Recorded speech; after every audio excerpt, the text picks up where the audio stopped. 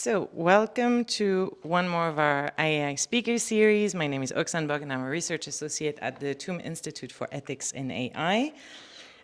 With the speaker series, the IEAI invites experts from all over the world to talk about ethics and governance of AI. These events serve as an important platform for sharing new research and exchanging knowledge. Since our launch in 2019, we were able to run 43 speaker series, with distinguished guests such as Patrick here from all over the world. So today's topic is mediating with machines when spiritual symbols meet augmented reality. And we have the pleasure of having Patrick Hung with us. Patrick is a professor at Ontario Tech University, Faculty of Business and Information Technology. He is an honorable guest professor of Shizuoka University in Hamamatsu, Japan. He was a Leavenholm visiting professor at Aston University in England and a distinguished visiting fellow at Abertay University in Scotland, as well as a visiting researcher at the University of Sao Paulo in Brazil. Patrick collaborated with Boeing as well in research and technology in Seattle on aviation service-related research, resulting in 2 US patents for the mobile network dynamic workflow system. And before that, he was a research scientist with Australia's Commonwealth Scientific and Industrial Research Organization. Now we will start the speaker series. We will let you do your presentation, and afterwards we will have the opportunity to hear your questions and comments. We will try to answer as many questions as possible in the given time frame. Thank you very much, Patrick. The floor is yours. Thank you so much. Thank you so much for Julia, Austin, all the arrangement. I'm happy to be here again. I went last year the same time, almost the same time I was here. And today I try to give you a new research topic we are working on. I try not to repeat what I taught last time, And for this project, we started this project August last year, after I left Munich, I guess. And we have working with the Hongki University in South Korea. That's why I put my 2 research partners, Professor Han and Yun, the name on the first page and show the appreciation about their cooperation. So first of all, is just like every research project, I have to put this acknowledgement. This project is not funded by some engineering science agency. It's funded by the Ministry of Culture, Sport and Tourism in South Korea. So it's a bit technical, but somehow a lot of things not technical. I will show you. That's my team working on this project right now. And today I try not to explain or introduce too much technical details. I tell you the storyboard, what's happening, what this project is about. Before that, of course, for those who were in my talk last year, you should still remember I worked on this sample for a long time, my team, about this one, okay? And then we test with different things. And also, if you still remember last year when I was here, I talked about the zoomorphic robot. We are testing about the tiger. And then if you forget, maybe you may have forgot me, but you may not forget this video about how the tiger robot scared away monkeys in Southeast Asia.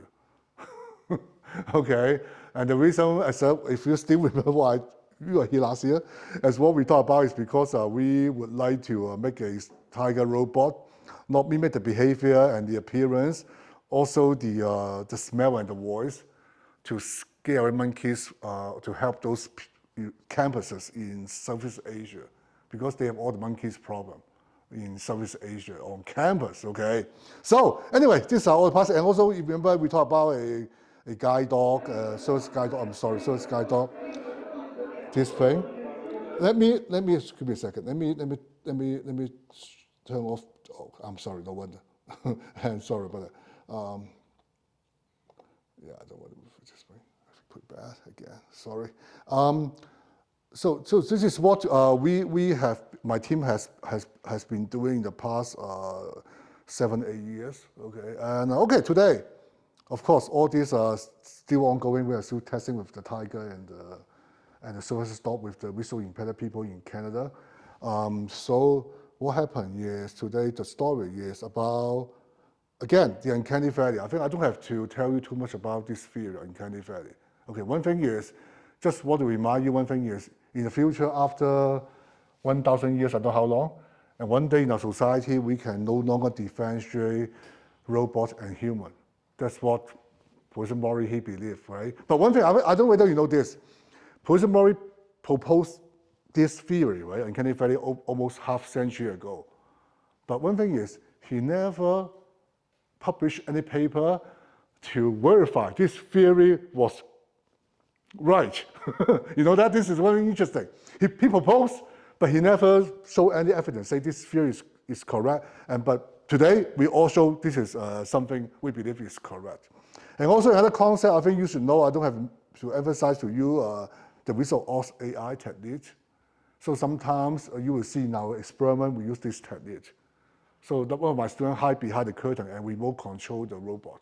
But we don't let the subject to know, the human to know, okay? Because we want to see the human instant response, natural response, feedback, okay, like that. But we can tell the human after. Okay, today is about a Buddha statue. Okay, so this is a Buddha statue. It's a Korean pensive Buddha, National Treasury 83. So what happened is, if you next time go to Seoul in Korea, South Korea, you go to the National Museum, you will see them, you definitely will not miss them. There are a couple of them. So these two statues, they're over 1,000 years old. It's back to the Three Kingdoms era, the period of time in Korea. At the time, I will tell you the background, why. I will tell you why, I'll tell you the background. And because at the time, there was three kingdoms in Korea, and what they did every day? Fighting. Very simple. And that's why at the time when the Buddhists came to Korea from China, the Buddhism, this concept, and somehow people at the time was hoping one day Buddha will come and bring peace. This is very simple. I mean, everyone can understand. And the statue is about 93 centimeters tall. Okay, so and this Buddha is called Miraya. Miraya is a future Buddha in Buddhism. Has not come yet. Will come one day. When? I don't know. Okay, one day. Will come one day. Why I emphasize this? I'll tell you a story why I emphasize this point. Okay, so what happened is the Korean Museum, they have a digital version online. So they do have a VR app like this. They call Metaverse, I call VR app. And what happened is inside you drive this avatar, this Korean girl, to walk around and collect flowers and diamonds and bring to the Buddha. And up to some points, you will stay with Buddha, do meditations. Very simple app, very simple. I mean, they did that because they would like to, the museum, they would like to promote Korean culture, number one. Number two, want to say, okay, we have an app can help you to do meditation. This is what the original motivations. So now, the project about this is, they would like to make this for the next level, next version. And that's why after I talked with my colleagues in the Honggi University in South Korea, Honggi is the top art and design school in Korea. So I talked with, they're more AI, art and design, not computer science engineering. I talked with them, I said, oh, okay, you know what? If I were them, I would move this app to augmented reality. Right, this is what I've been talking about today. I mean, it's not a new idea, right? Okay, so first of all, when we start designing the entire project, we did a literature about virtual reality or augmented reality or whatever, mixed reality, whatever you call, for meditations. Okay, we found a lot of literature talking about people using different things. For example, like bring you on the beach, you know, beside a lake, or even though, you know, and then bring you to a volcano to study volcano, and then even with religious icon in the VR app and same for meditations. Okay, that's great. And for mental wellness, it's also a very hot topic these days. Now, if we want to make an augmented reality or mixed reality, my first research interest was how could I make the Buddha statue to become a robot? Okay, robot, okay? My idea was like this one, is if we apply the principle of digital twins, I will have a robot avatar inside, I mean a Buddha avatar inside the app. I have a physical robot. They synchronize. Of course, I believe the avatar can do much more than the physical robot, right? And somehow, maybe the first day is I interact with the robot in the VR world. This robot avatar will learn my behavior, my reaction, collect those things, and back in one day transfer to the physical robot. This is one path I was thinking. Second path is, what happens if I go to this metaverse, that's what they said. I see the background is a virtual background, but I see the physical Buddha robot in front of me. Can provide some haptic feedback. Okay? For example, like sometimes when you are upset, right? When you are down, right? People say, oh, you're okay. And just hit your shoulder, right? Something like that. Of course, we cannot do that with the robot, with Buddha. It's something like sensitivity is a religious more or less a religious icon. Okay, so that's why we start from this idea. Okay, so first of all is on this side, we make the Buddha robot. Of course, the first thing we have to 3D scan the original sculpture, the statue. Okay, but today is easy. iPhone can do that easily. Second thing is we build a virtual world. Something like this. Think about if this is the Buddha robot in the future, done. And then, as I said, okay, synchronize. It's moving, the robot moving, right? But somehow, because more or less this is more like even though, you know, in the Western world, you think about Buddha, the icon is more like you can think about it's about philosophy, right? Philosophical icon, or you think about it's a way of living or meditation. You don't think about the religion at all. You can do that, right, in Western world. But more or less, I will reluctance to let people to touch the Buddha, or Buddha to touch you. It's something like, it's kind of like a thin red line, you know where it should go, right? But I think about how could we also provide some haptic feedback in the VR world. I think about maybe we can put an animal right beside the Buddha. Before I say a tiger, because, you know, as I showed you the tiger, scary monkeys, okay, easy, make the white tiger, you know, make the color differences, it's easy. But after I talked with the Korean people, they said, no. I think the idea makes more sense in Buddhism. That's why if you go to Japan, you see the Nana, the temple, they have all the deer in the park with a huge Buddha statue, right, like that. So I said, oh, that's okay. We can turn to a deer instead of a tiger. And what would happen is you will see in the VR world, these two are physical robots, but the background you can change anything virtually, augmented reality. Okay, but sometime, this tiger or deer will approach me in physical world and help me. I can pet. Okay, good boy. Okay, I just pet, okay, and give you some feeling, haptic feedback. I would say this one, all right? Also, another thing is we study about color.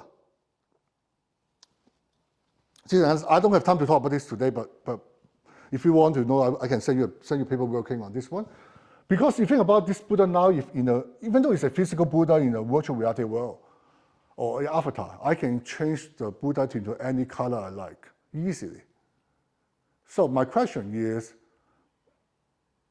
according to your culture or your norm, right, social norm, do you accept a Buddha in pink color, like Barbie?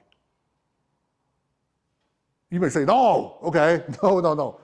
But I tell you what, in the museum, they're selling a souvenir, a small version of this Buddha statue. Oh, what's happened? They sell in. Is it okay? Okay, good. They sell in different color. Pink color in Korea. Okay, so this is another study we do that, but I don't have time to talk about this color today. So maybe something like this. This is our first very draft idea last year. So in the VR world. So I may see, I think this is something wrong. This one should be taller, the Buddha, okay? The deer should be smaller. But anyway, give you some idea. You may go to the virtual VR world and then you see the behind is a Buddhist temple, Korean style, and then you see two robots here. One is a Buddha, one is a deer. Maybe a deer will approach me. I can pet the deer, okay? But the Buddha always keep a distance. We don't want to touch the Buddha, okay? Okay, and then now we go to the stage is building the robot, the Buddha. As I said, we 3D scan the statue, and then before we build a 1-to-1 scale, 93 centimeters, the original one, we build a smaller version first, about 40 centimeters. Why we build this smaller version? We want to test about the movement and also test about what the Buddha can do. I mean, in terms of degree of movement and also the degree of freedom, all these things. And also we test, ask the people about what they think about this. Let's say think about if you go to a cathedral, right, and when you pray, right, suddenly the angel will move.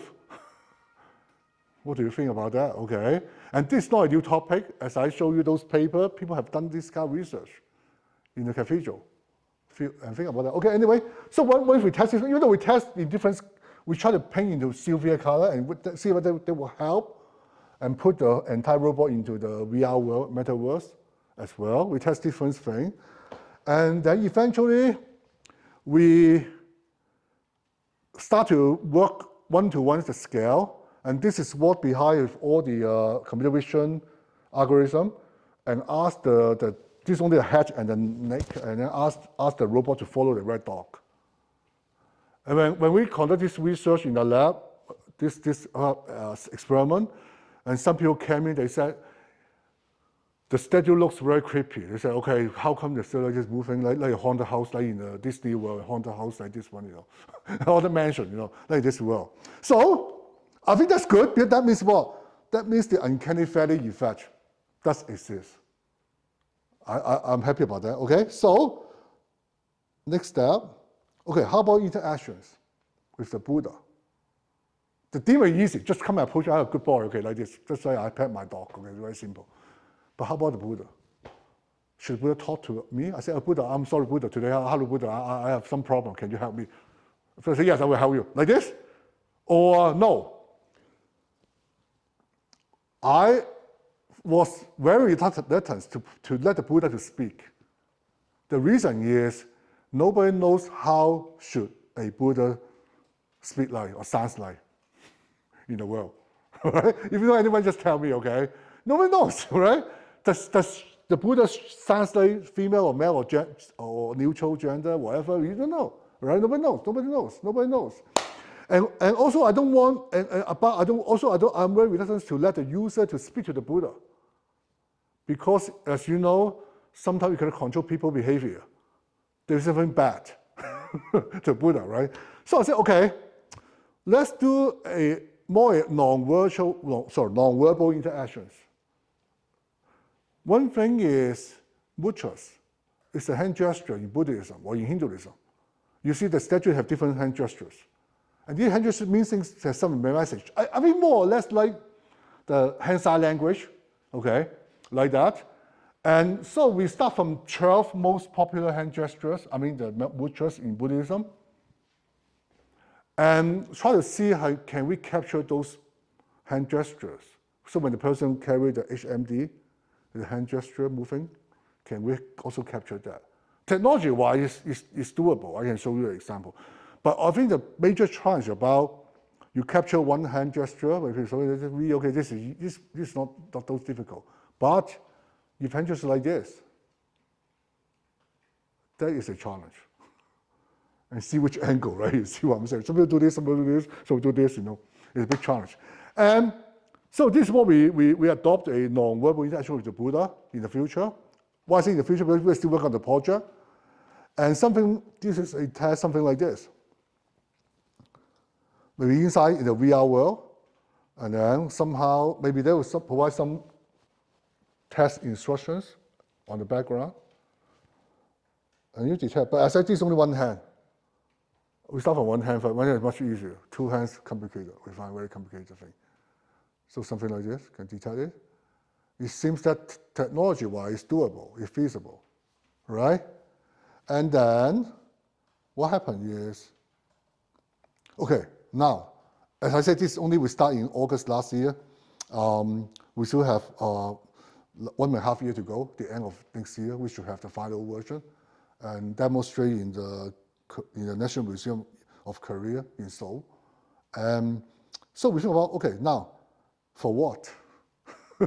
okay, you can do all these things. So much fun. For what? Meditation. Okay, meditation, that's great. But how? How long? What kind of action, right? And blah, blah, blah, anything. So we are still working on this with some, I call them profession in meditations, and see how should the storyboard look like.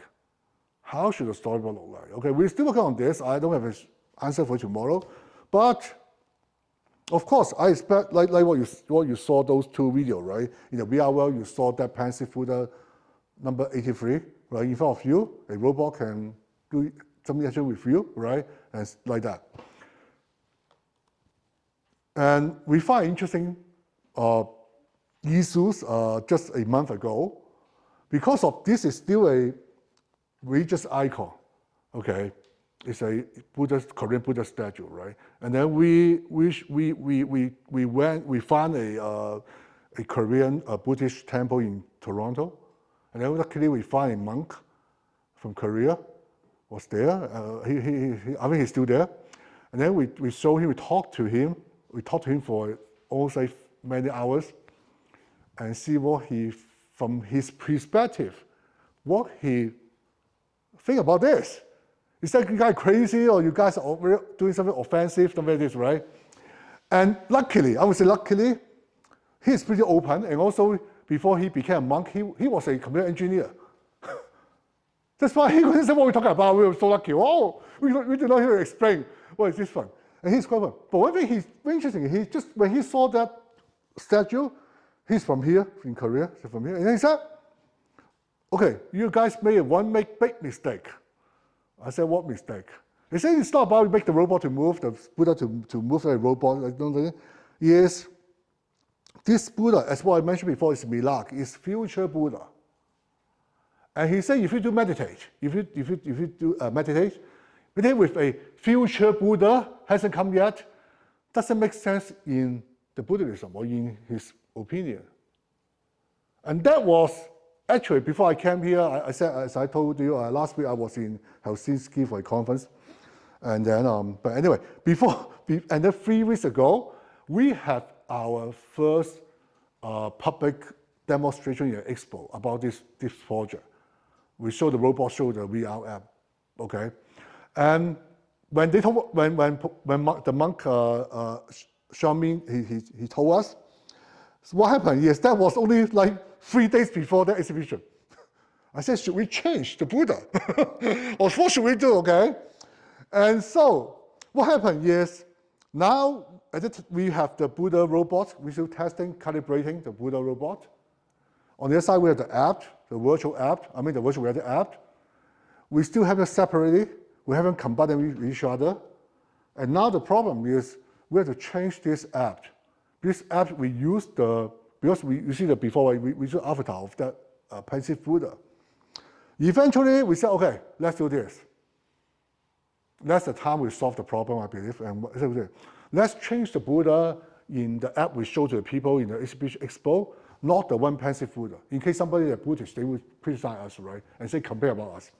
Make a regular Buddha in that one first, but show the idea. This is what we show, the app in the exhibition. So once you go into the VR world, you see a galaxy. I changed the galaxy instead of a temple. I don't want the temple look too empty. The galaxy can be very empty. Empty is okay. Emptiness is okay.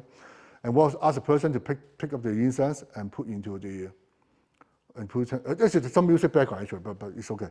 And like this, and then the Buddha will come down with Jesus' light, like something like that, and dropping down the Buddha. And then there's AI. Oh, maybe I should turn on the what you can hear about a AI voice behind it. This one.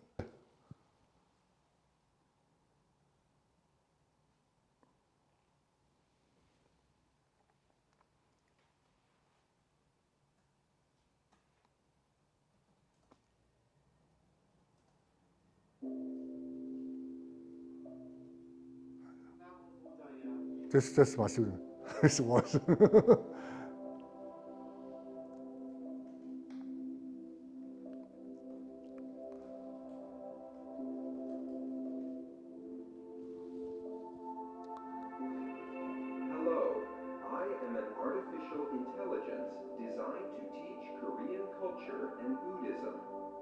front of you is a replica of the gold Amitabha Buddha from the stone pagoda at Guangdong, Gyeongju, dating to around 706 during the unified Shilla Kingdom in South Korea.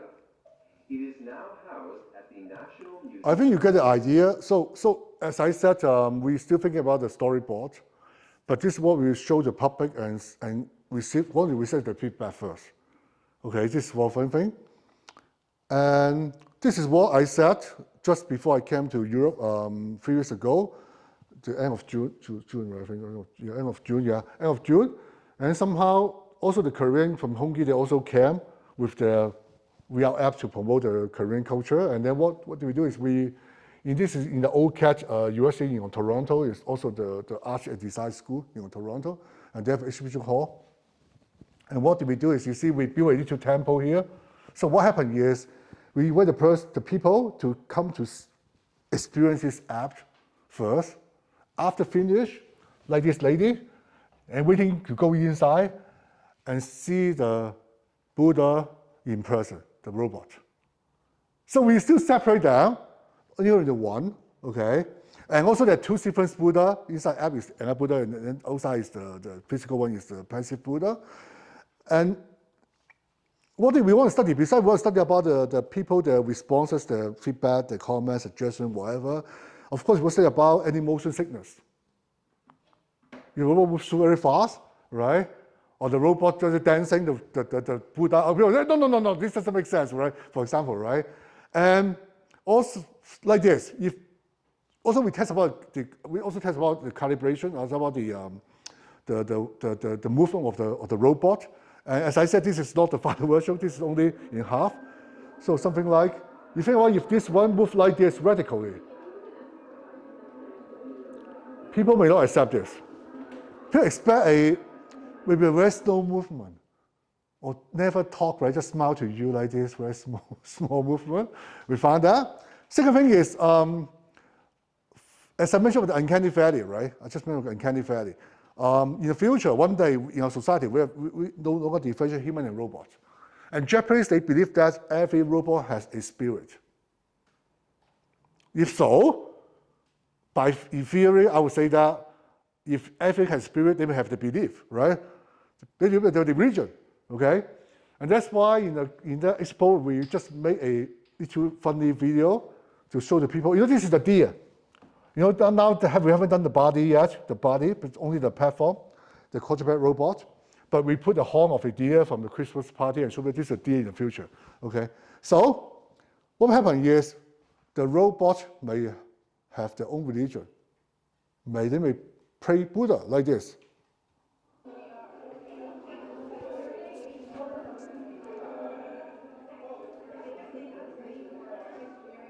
And of course, we want to see people's responses. Of course, everyone laugh in the expo. Everybody thought, oh, that's fun. Okay, that's something fun. And again, because of this is only the first time we showcase what we are doing. Okay, we have done and show the public, and somehow we want to collect the feedback. So we conduct 3 survey questionnaire. One is called speech, and one is called the simulator sickness. It was called Stater, Uso, Steel, Present. So actually, this one is focused on the Buddha robot, about how people feel about that.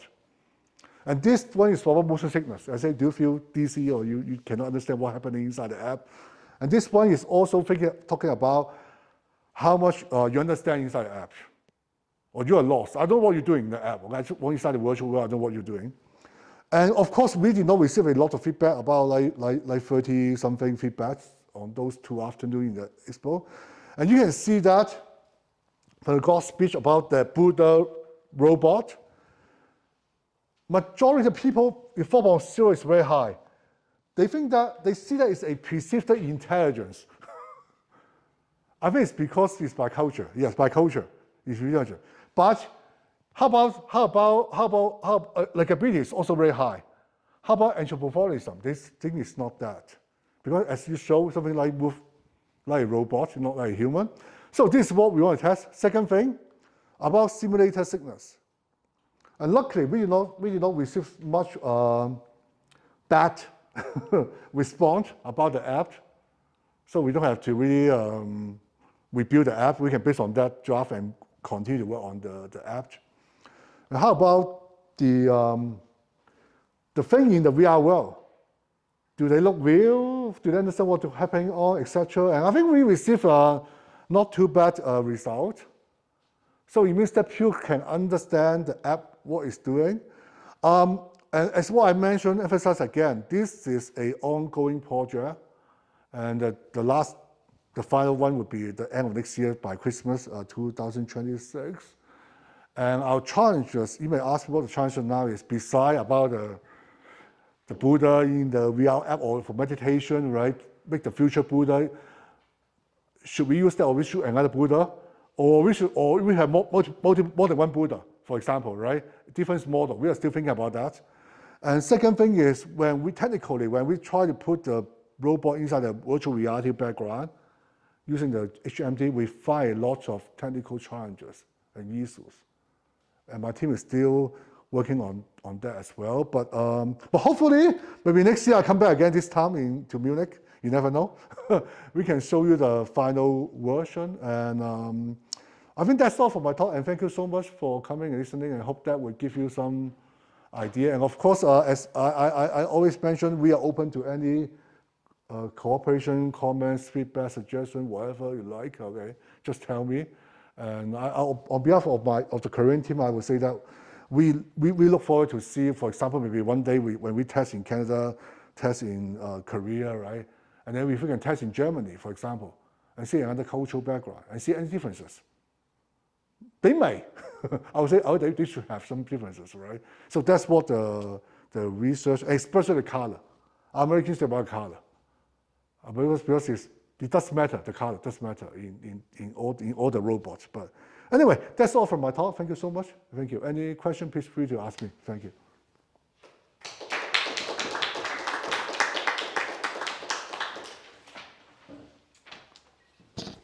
All right. Thank you very much, Patrick. That was very, very interesting. Does anyone have questions in the room? Sorry, I'll be in front of the camera in a second. I'm just going to take the time. Does anyone have questions in the room? Because otherwise, I have actually quite a few questions for you. Yeah. Yes, please. Yeah, actually, I think that's quite interesting for me because I'm also very interested in Buddhism. And Okay, in my master degree, I also exchanged to Hong Kong University of the Chinese University of Hong Kong, and especially learned the religion, psychology, and world religion, and also did a lot of meditations with that professor. So, yeah, so I think I'm quite interested in this domain. And maybe like a basic question is in the prototype 2, and you put the Buddha on the ground, but why didn't you put to set up a Buddha Shrina? Oh, okay, that's a very good question. On the Buddha Shrina, and then to make a respect to the Buddha. Just ignorance. like this, right? Have a exactly. Good, very good comment. Yeah, we'll do that. Definitely, we'll do that. And that's why you see in our demo, we don't put the robot on the floor, right? We put her on a table, like this one, right? Exactly. Yeah. Right, for a table. Oh no, this one. Yeah, this one. Even though you don't pay attention to this here, we make joke. We put a donation box here. And see anyone drop a coins in the donation box. That's very detailed. Just for fun. This is just for fun. Just for fun. Yeah. Yeah, and another question, maybe because I can understand the whole the designing and also the 3 prototypes, but maybe I didn't listen to that detail. But why you want to make the Buddha to be dynamic? To teach Korean Buddhism or very good question. Very good question. The app just show you the one I show you the app, this one, right? It's only describe about the Buddha background and Korean culture, and that is what the original motivation. Okay, and this is what they want to see, the ministry want to see, okay. But we have another long-term plan. We think about, as I mentioned before, the digital twins. So let's say I interact with this avatar. The avatar will learn about my behavior, my response, blah, blah, blah, and then collect the knowledge. And we are working, one more, still working on the large behavior model. But I always call it small behavior model, don't say large, small behavior model for the avatar, for the user, okay? And then somehow, based in the future, we hope that this knowledge, like a small behavior model, will be transferred to the Buddha robot physically. Maybe in the future, I don't need this app. I just put the Buddha robot there. This may be class of meditations, yoga, for example, and then follow the Buddha to do meditation. Oh, I see. You see, right? This is what the digital twin. The first step, just like the automotive manufacturer, they do the same thing. So it's like an AI, like AI meditation teacher. Exactly, yeah. Buddha Exactly. sculpture. Because now you think about, you see those meditation classes is very expensive.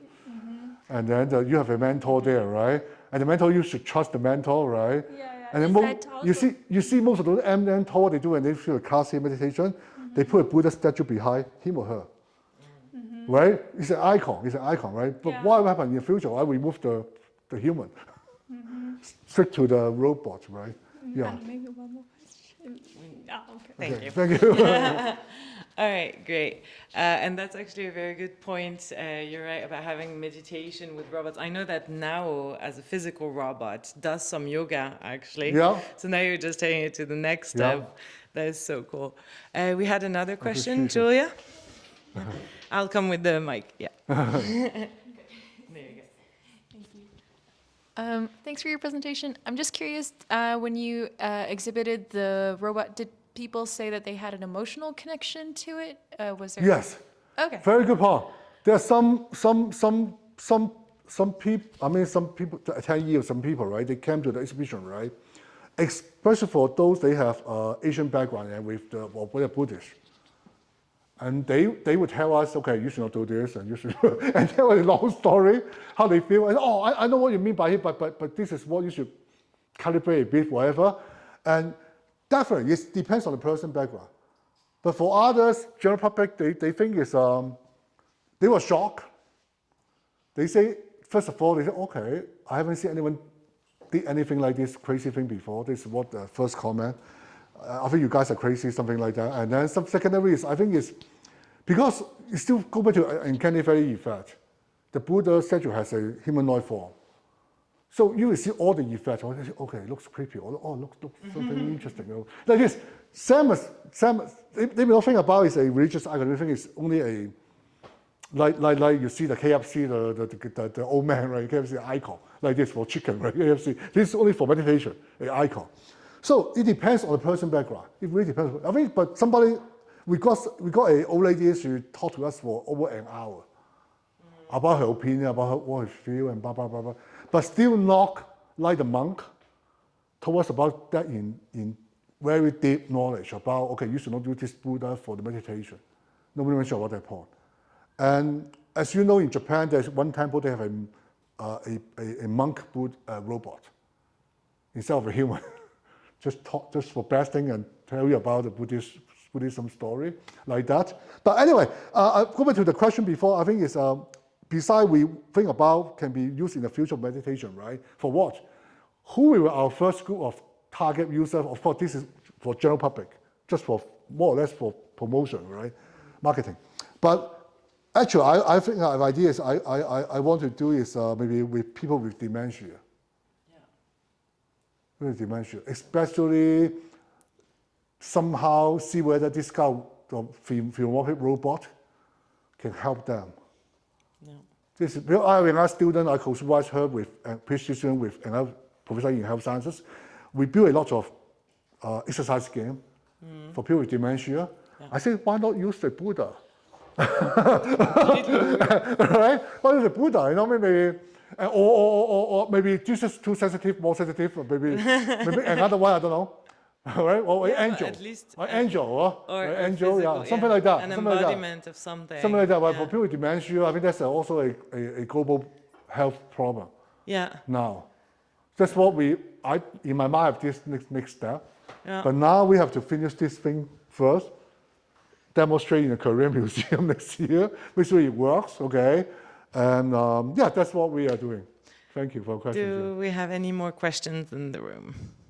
No? Then I have a few questions, Yeah, actually. sure. Because we know that there's other robotics and spirituality research being done, right, in Japan, but also I'm thinking about an AI agent that was created by a Hong Kongese company that's now based half in Hong Kong, half in the US. Okay. I need to put you in contact with the people who do that. Oh, please tell me. And they're doing a spiritual guide, but I'm sure that they would love actually what you've been doing here and to discuss with you, because they also have like a spiritual AI, Yeah. but not with it's not a Buddha, it's not the same purpose, but it's doing something more guiding for when you have questions about life, what are the questions that you should ask yourself? So more spirituality on that side. And they were trying to integrate multiple types of divine representation from different religions, which actually I've seen those pictures before. This is a paper from the City University of Hong Kong. I think they made an app with the Buddha for meditations, but not physical robot. And I don't know how much they have done so far, but this is what I think is something similar, something related. And this is what something that's the Santo, right? That's the first Catholic robot. Yeah. And this,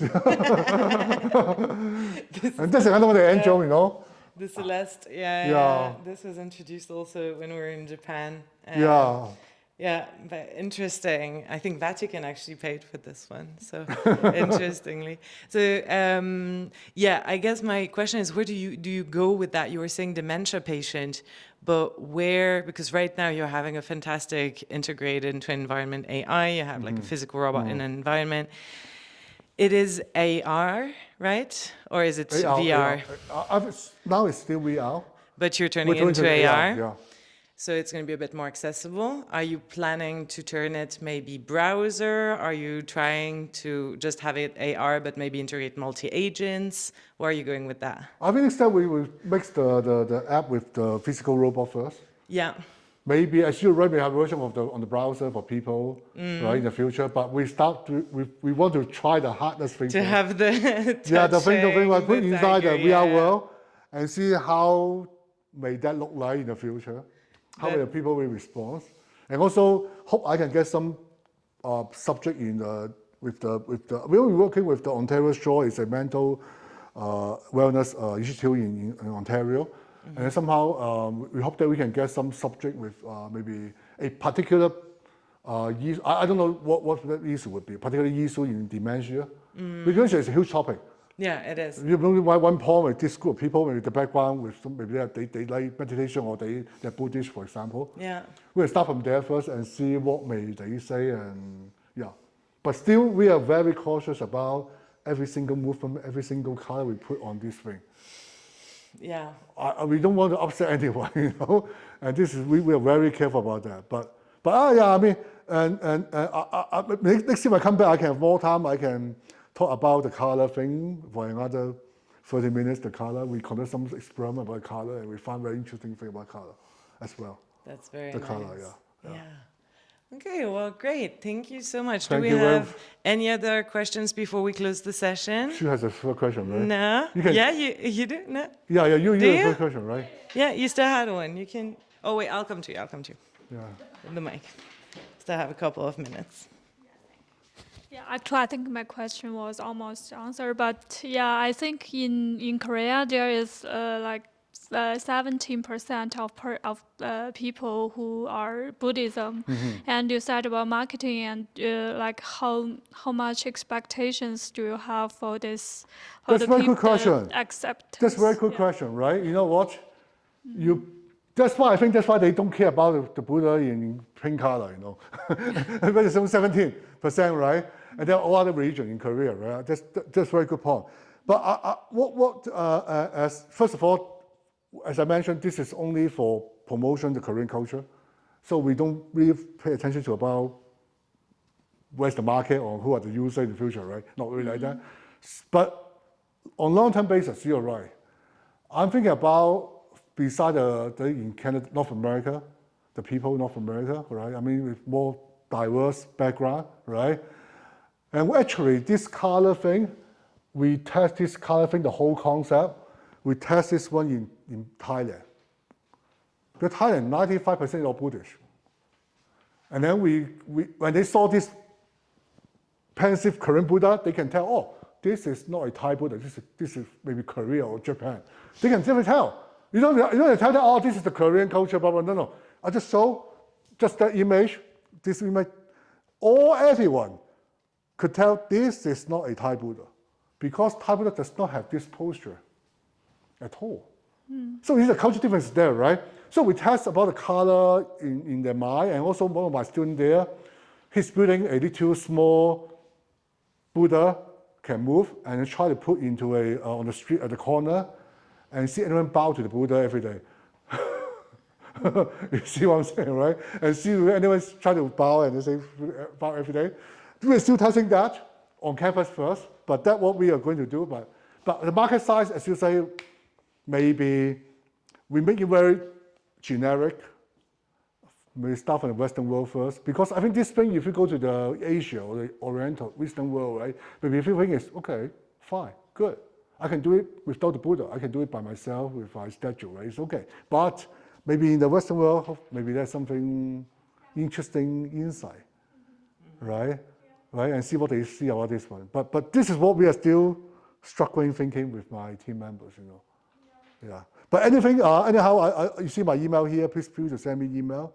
If you see anything, want to cooperate or want to share with us, any comment, please send to me. This is my email. Yeah, this is my email. Yeah. And maybe if you want to also do a questionnaire in India. Yeah. Their reactions. I think Exactly. Yeah. Actually, they just show a elephant robot in the Hindu temple instead of a real elephant, because they say it's hard to manage a real elephant. So make a robot there. Yeah, there's another business there going on in India. Everything just talk about that. Just start last year. Very new. Yeah, India. Yeah. So we look for different, and then we make a deer. Maybe one day deer can also be another icon. Held in Japan, in Nara, in the large Buddha temple. Okay. All right. Well, thank you so much. So thank you, Patrick, for accepting our invitation, and thanks all of you for joining us. And now we will take a summer break for the speaker series. So there will be no speaker series this summer, but stay tuned for exciting talks this fall, where we will continue to welcome distinguished speakers. Thank you very much, Patrick. Thank you, everyone. Thank you.